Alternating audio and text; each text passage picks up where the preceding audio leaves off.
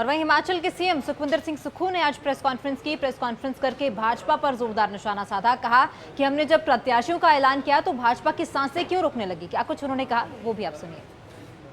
15 महीने की सरकार की कार्यप्रणाली की कोई अगर योजनाएं देखें, ये पहली सरकार है जिसने एक साल में 22,000 रोजगार के अवसर पैदा किए।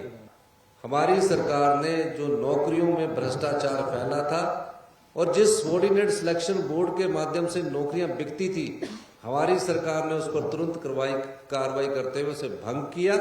और भंग करने के बाद मुझे खुशी है कि वहां द्वारा से राज्य चयन आयोग का गठन करने के बाद अब वहां भी नियुक्तियां और चयन आयोग के द्वारा नियुक्तियां शुरू हो गई हैं। तो जयराम ठाकुर जी से कुछ सवाल है। आप बार बार एक बात कहते हैं कि हम सरकार बनाएंगे, आप चुरा कर सरकार बनाना चाहते हो, वहां तो सफल नहीं हुए। जैसे कि वो मुख्यमंत्री महोदय ने कहा, हमारी मैडम ने कहा, चुरा कर आप सरकार बनाना चाहते हैं। जो बिक गए, जो ईमान बेच चुके हैं, वो जनता के सच्चे सेवक नहीं हो सकते। ऐसी कोई परिस्थिति नहीं है जो बिकाऊ है कि वो जनता का सेवक होगा। और मैं दावे के साथ कह सकता हूं कि 1 जून को जब परिणाम आएगा, निश्चित तौर पर 4 लोकसभा और 6 विधानसभा सीट कांग्रेस पार्टी जीतेगी। हमने 2 प्रत्याशी दिए हैं, दोनों युवा प्रत्याशी दिए हैं, दोनों पढ़े लिखे हैं, अपने अपने सब्जेक्ट में उन्होंने यूनिवर्सिटी से पढ़ा है, कॉलेज से पढ़ा है।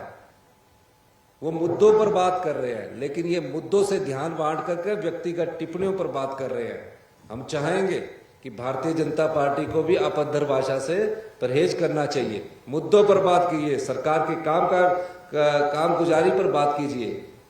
हमारे मंडी संसदीय क्षेत्र से हमने युवा प्रत्याशी श्री विक्रमादित्य जी को दिया, जिन्होंने आपदा में, अगर मंडी में बाढ़ आई, कुल्लू में बाढ़ आई, हर सड़क के पास खुद जाकर निरीक्षण किया।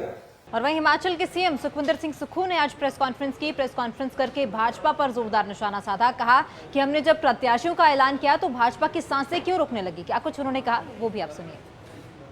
15 महीने की सरकार की कार्यप्रणाली की कोई अगर योजनाएं देखें, ये पहली सरकार है जिसने एक साल में 22,000 रोजगार के अवसर पैदा किए। हमारी सरकार ने जो नौकरियों में भ्रष्टाचार फैला था और जिस सबॉर्डिनेट सिलेक्शन बोर्ड के माध्यम से नौकरियां बिकती थी, हमारी सरकार ने उस पर तुरंत कार्रवाई करते हुए उसे भंग किया।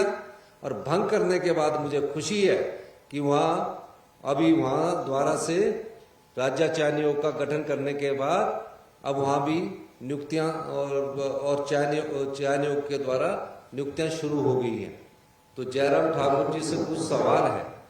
आप बार बार एक बात कहते हैं कि हम सरकार बनाएंगे, आप चुरा कर सरकार बनाना चाहते हो, वहां तो सफल नहीं हुए। जैसे कि वो मुख्यमंत्री महोदय ने कहा, हमारी मैडम ने कहा, चुरा कर आप सरकार बनाना चाहते हैं।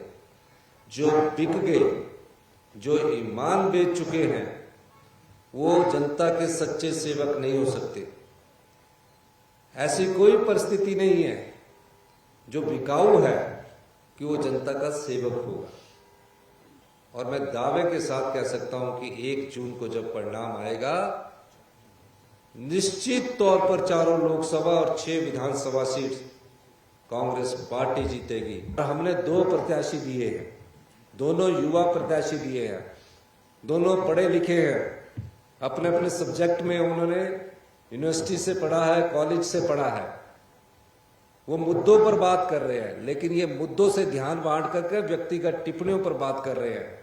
हम चाहेंगे कि भारतीय जनता पार्टी को भी अपअद्धर भाषा से परहेज करना चाहिए। मुद्दों पर बात कीजिए, सरकार के कामगुजारी पर बात कीजिए। हमारे मंडी संसदीय क्षेत्र से हमने युवा प्रत्याशी श्री विक्रमादित्य जी को दिया, जिन्होंने आपदा में, अगर मंडी में बाढ़ आई, कुल्लू में बाढ़ आई, हर सड़क के पास खुद जाकर निरीक्षण किया।